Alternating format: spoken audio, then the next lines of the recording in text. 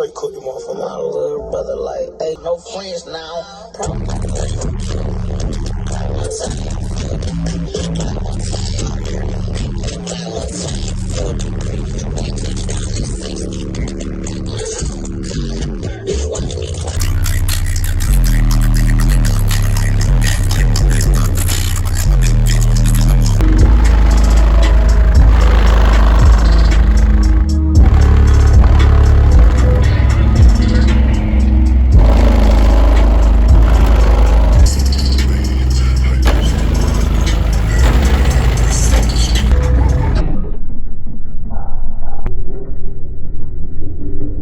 What's up, Basehead family? In this video, I'm going to go over my score. I finally metered my car. I'm going to go over what I did wrong, the mistakes I made, what's holding me back, and what I can improve without spending a bunch of money or buying new equipment. To start off with, the first mistake I made when I metered the car was I didn't have the meter where I could see it. So I didn't know that you had to hold it for a while for it to build up pressure, like 3, 4, 5 seconds. So every time I would turn it up, as soon as I would get the full tilt, I would just turn it back down. Because my alternator is too small, I don't like holding it wide open too long in fear of burning up my alternator. It'll drop down to like low, mid 11s. So as soon as I would get it all the way up, I would turn it down. And my boy had the meter on his phone where he could see it.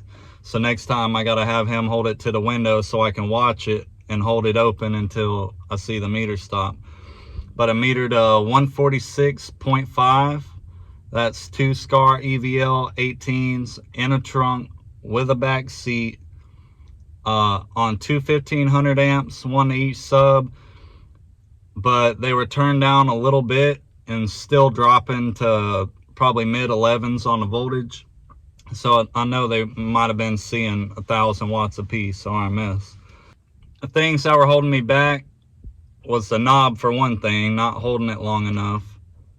2, I took the back seat out the next day and it was way louder. It seemed like a 2 dB difference, at least a dB and a half, I guarantee it. So when I do it again, I gotta work the knob right. I'm gonna have the back seat all the way out. And one more thing, when I metered it, I'd been having problems with one of the subs cutting in and out for the whole week before that.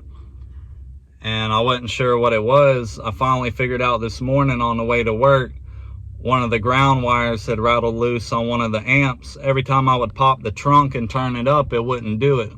But when I closed the trunk, it would do it. So when I had the back seat out, I was on the way to work this morning and it started doing it real bad. And when you turn it, the knob all the way up, it gets like quieter. As you get past like halfway, you hear one of the subs actually dim down. And I heard it and I looked back through where the seat was out and I could see the light coming on and off for the amp. So I tightened that up and that fixed that. So I had a loose ground, the back seat was in, which I could have had out, and I was only holding the knob for like maybe a second at the most, and then turning it right back down. So if that's doing a 146.5, I think I can get a 147.5, hopefully a 148 out of it. On top of that, another thing that's holding me back is I only have one battery in the car.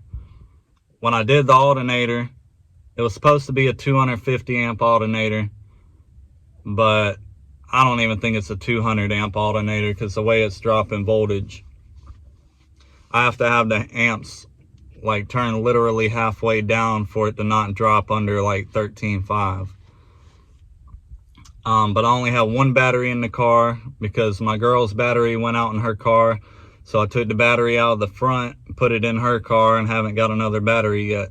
So I'm just running off the one battery that's in the trunk, the whole car is.